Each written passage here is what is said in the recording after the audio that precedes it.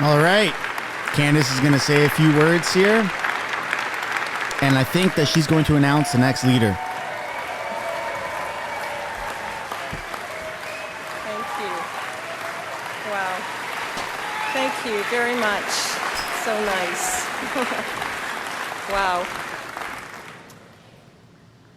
Thank you so much. I do want to begin by saying how saddened I am at the passing of our beloved Queen, Her Majesty, Queen Elizabeth II. She served with honor. She really was our Queen. And I have no doubt that her place will be as great as that of Queen Victoria in the story of Canada. May we all, friends, may we all strive to emulate the dignity and the grace that she personified throughout. Michael and I are praying and are thinking of the royal family during this time. Long live the King. That's going to take some getting used to. Thank you so much, Dawn, for your incredibly kind and generous words and introduction. My heart is truly filled with gratitude. Dawn, you and I have been very good friends for many years as we've worked together in our party. And like many good conservatives, we did disagree occasionally, but we always respected each other. We've been intensely loyal to our friendship and our cause, and that's what conservatives do. Sharing many laughs, sharing some tears, many dinners, and late-night talks. And because of that, Dawn, you and Betty are lifelong friends to Michael and I, and we're very grateful for you. And some good words. Thank you all. I look across this room and I say thank you all. I know so many of you. It's wonderful to see your faces, to see your smiles, to see so many people that I've seen at conventions and campaigning and throughout the country. So thank you very much for your kindness and your welcome. I know I speak for Michael as well when I say thank you for the appreciation we have felt from all of you, not only this evening, but over the last 7 months.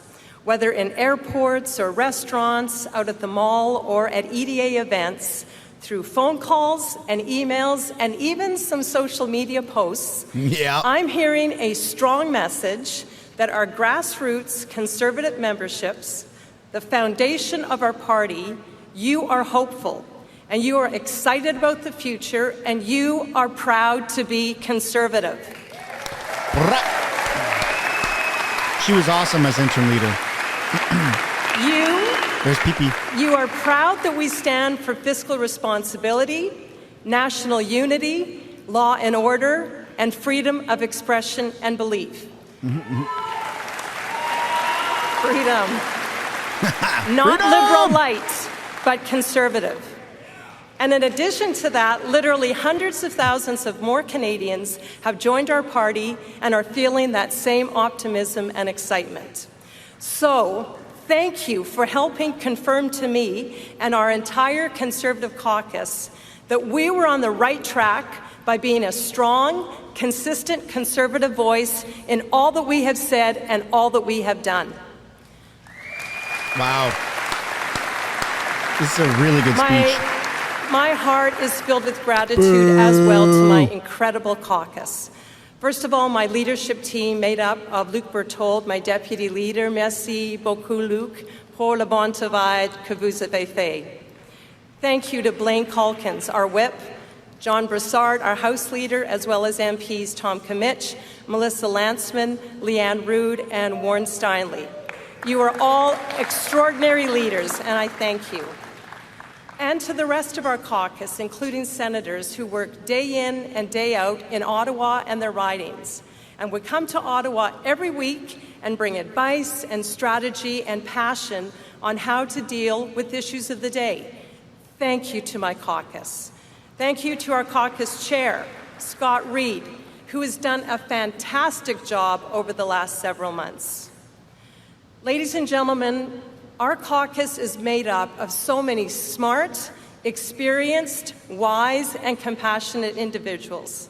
And if there's one piece of advice I want to give to the new leader, whoever it is, it's this: respect, listen to, and trust our caucus.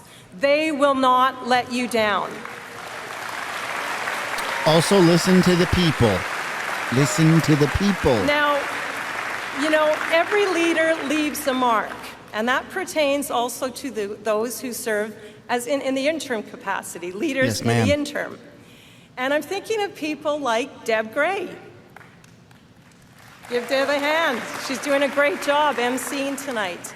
She opened the doors of Stornoway, using it as a working home and starting the wise practice of meeting frequently there with MPs, supporters, and staff to hear and understand more thoroughly what they had to say. One of Deb's marks was openness and outreach. Or the other one I'm thinking about is Rona Ambrose, my dear friend Rona. Rona took over our party after our party suffered a difficult defeat. She brought hope and optimism to our party. With a broad appeal, Rona attracted people to us, and she lifted women like me into positions of leadership, not as tokens, but because of merit. Rona is a builder who lifts people up. Okay. And then there was John Reynolds. Now, rumor has it John finally got the decaying kitchen redone at Stornoway. Nobody wanted to take the political hit, but as urban legend has it, he accidentally put his foot through a rotten floorboard at Stornoway, and when he did, he said, "Enough is enough, I'm going to do it." And he left the official opposition residence with some new floors and a sturdy, durable chopping block kitchen counter built to last.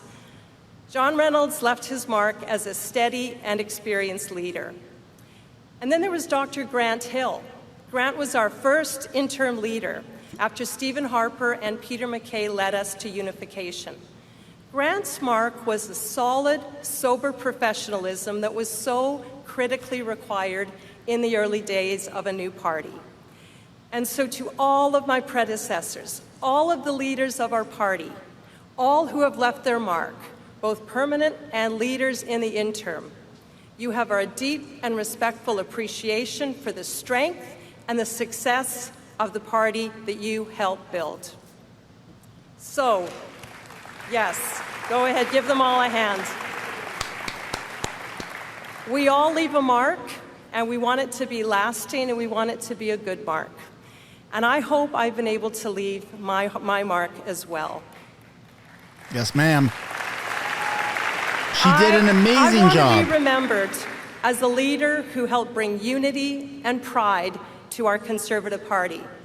I want to be remembered as a leader who helped us move away from identity politics and labeling in our party and towards unity in disagreement. Unity while still holding different views. Unity, not uniformity.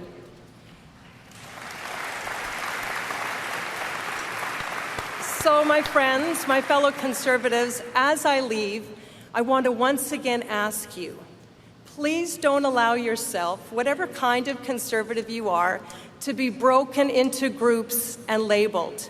Do not descend into the cauldron of identity politics and division in our own party. Do the opposite. Some good words. Live, talk, and walk unity, even when you disagree with each other. Actually, especially when you disagree with each other. Unity as Conservatives and unity as Canadians. I love this party. I love this party. It was so interesting, Dawn, as you talked about what I've done and how I started as a volunteer. And, you know, I cannot imagine, I cannot believe that I stand here before you as your leader. It has just been an incredible experience, and I feel so blessed to be able to be here. But to be able to tell young people the opportunity that they have, not just young people, people of all ages, to be able to get involved and make a difference for their country and in their party. So it was with mixed emotions that I announced earlier this week that I will not be seeking re-election. After 14 remarkable years and 5 elections, I've decided it's time to open new doors and pursue other interests and passions. But no matter where I am, my friends, or what I am doing, I will always be a proud Conservative, doing all I can for our leader and our party. And Wow. now, speaking of leader, tonight is the night. Tonight is the night we're going to find out who our members have selected to be the next leader of the Conservative Party of Canada.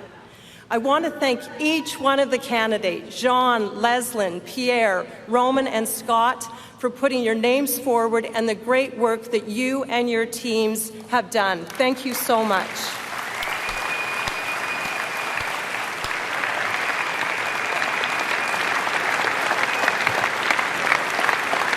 Wow. Chilling. Absolutely chilling And speech. friends, that's awesome. I have no doubt we will support our new leader. We will buttress the new team. We will help them, we will prop them up and advise them. We'll give our new leader the chance to flourish and pave the way for a new federal Conservative government. Now, I have served federally for 14 years, and on one hand, it does seem like a long time, but on the other, it really goes by in a flash. I started as a volunteer, and as I said, I'm leaving from this stage as the person in whom was bestowed the trust of leadership. And so I want to say a special thank you to Manitoba, to my constituents, to my home, to the people of Portage Lisgar. Manitobans are great people. They are resilient, innovative, compassionate, hardworking, and generous. And I want to thank all of those who supported me, not only in the last 7 months, but those who helped bring me to Ottawa in the first place. Over the last several months, a very special thank you goes out to Mr. Wayne Benson, the Executive Director of our party and a fellow Manitoban. Wayne came out of retirement in PEI, and he took on the job of Executive Director at my request during a very difficult time. In fact, it was literally when the Emergencies Act had been called. So in the literal middle of a so-called emergency, Wayne Benson came forward. What a hero he was to me.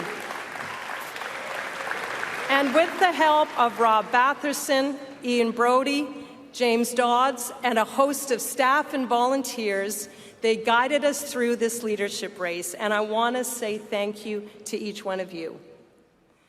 To my family, my siblings, and especially my children, Lucas, Delaney, and Parker, and your children, thank you for sharing your mom and Grammy, your daughter and sister with the country. And to my husband, Michael, who has been a true partner and companion to me through this entire journey as leader. He has worked with me, he has served, and his love he gave to me, and I could give to you. And I want to thank you so much, my love.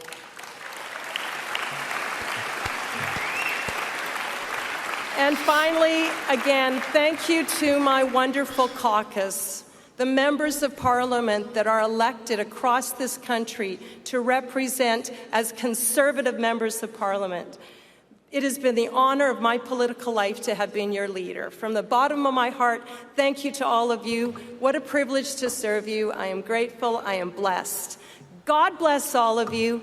God bless Canada. And God save the King. Merci beaucoup. Thank you very much. Incredible. There you have it, ladies and gentlemen. Candice, our interim Conservative leader, has a fantastic mic drop of an exit from her time in Parliament. Wow. Thanks so much for watching this video. Don't forget to like and subscribe if you haven't already, and we'll see you in the next one.